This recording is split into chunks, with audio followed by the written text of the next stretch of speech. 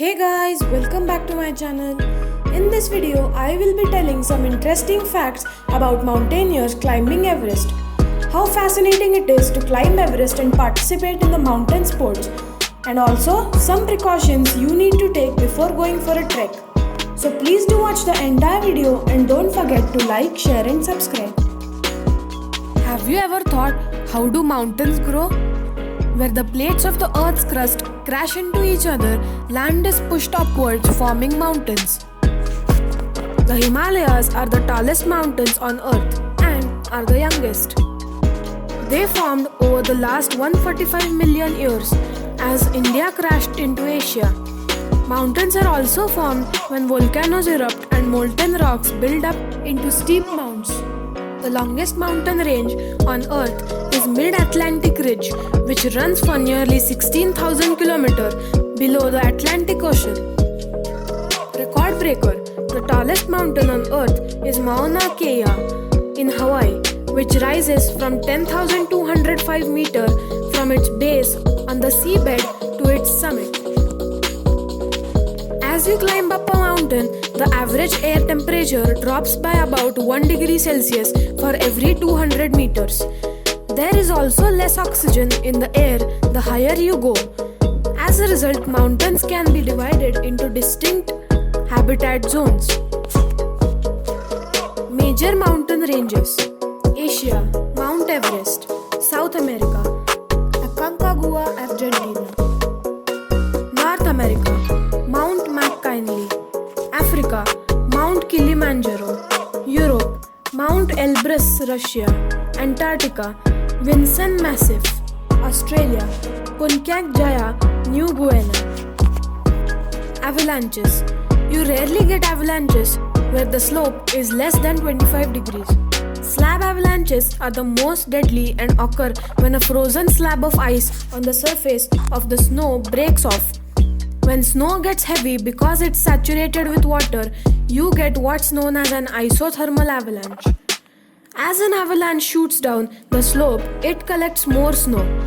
If it picks up a lot of air with the snow, it becomes what's called a powder snow avalanche. These are the largest avalanches and can reach up to speed of 300 km per hour. 5 crazy mountain sports. Paragliding. Leap off a mountain harnessed to a fabric wing and soar down on the wind. It's probably the nearest you can get to flying. Heli-skiing. For the ultimate off-trail skiing, take a helicopter to the top of an isolated peak, jump off and head downhill. Canoeing. To scramble down a mountain along the path of a river, you need to be a confident climber and swimmer. Ice climbing. This is a sport of hacking your way up steep wall of ice, such as a mountain icefall or frozen waterfall using ice access. Climbing. There are many ways up a mountain, and some people choose the route up vertical faces and overhanging rocks. 10 questions you need to ask before you climb Everest. Will I make the top? Do I need to be fit? How long will it take? What should I take? Will it be cold? What is snow blindness? What is altitude sickness? Is the climb risky? What's the death zone? What's at the top? Of the hundreds of people that attempted to climb Everest each year, only about 30% succeed.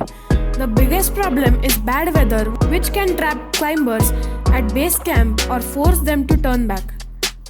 Yes, the route to the summit at 8,848 meters is over rock, snow and ice. However, age is no barrier. The youngest to make it was Temba Sherry, 15. The oldest was Bahadur Sher Chand, 76, both from Nepal. How long will it take? It's impossible to predict, but from base camp, 4 days up and 4 days down is reasonable. The fastest ascent was by Italian Hans Kammerlander, who got the top in 16 hours and 45 minutes in 1996. What you take up, you must bring down, so take only the bare essentials. There's an estimated 50 tons of rubbish on Mount Everest, made up of equipments and supplies left behind, much of it as base camp. The temperature at the summit averages minus 36 degrees Celsius but can drop as to low as minus 60 degrees Celsius. This can freeze the skin, causing frostbite. Toes are the first to suffer, so warm socks are essential. Snow blindness is when snow reflects the sun rays, burns the back of your eyes, so you can't see. Sun goggles are essential. They absorb the harmful UV rays. Above 3660 meter, oxygen level drops by 40% and most climbers gasp for breath. To avoid serious symptoms, they need to breathe oxygen from cylinders. Climb to Mount Everest is really very risky. To date, the mountain has claimed 210 lives. Photographer and climber Bruce Herod fell and died on Everest in 1996. The picture of him was developed from his camera found a year later.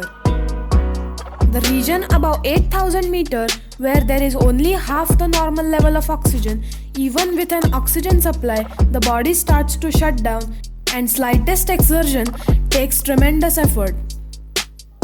From the top of the world, you get a unique view over the Himalayas of Tibet, India and Nepal.